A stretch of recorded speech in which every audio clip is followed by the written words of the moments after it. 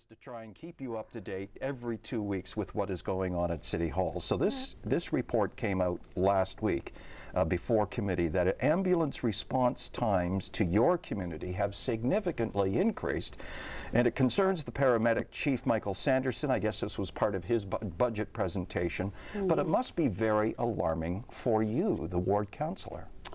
It's certainly concerning. Because that's a significant jump that we saw. It's a significant jump. And so, you know, we've talked about what might have caused that. I mean, first of all, and it's been a while, so I can't totally blame the fact that every call to Dundas, 97% of the calls that come in for Dundas drive right past McMaster.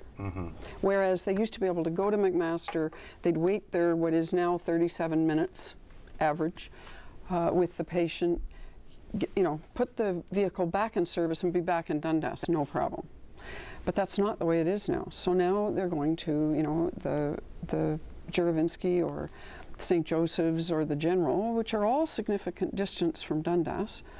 And you know, we have one ambulance in the fire hall in Dundas, but if there's an emergency somewhere else in the city, it has to go to it if there's no other ambulance around. So the biggest culprit here, I think, is an increase in calls, and you know, our population in all over the city is aging. I mean, it's just the way it goes.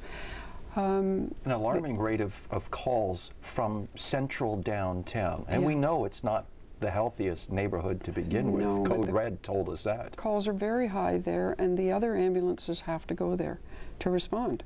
And so ambulance services have come to, emergency services have come to council to ask for a budget increase to purchase extra ambulances and thereby, you know, extra drivers and attendants. So we're in the budget process. You know, at this point we're listening to everyone.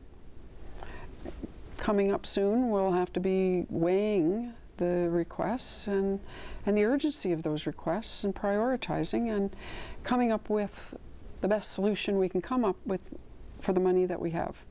And so, of course, safety is a huge concern, and it has to be a priority in our lives because we all depend on it. Like whether we need it or not, we depend on it. We have no idea whether tomorrow we'll need it. So it's, yes, it's a concern, and we'll be addressing that. Isn't it one of the worst pictures in today's society? And I know we all levels of government and hospitals, etc., have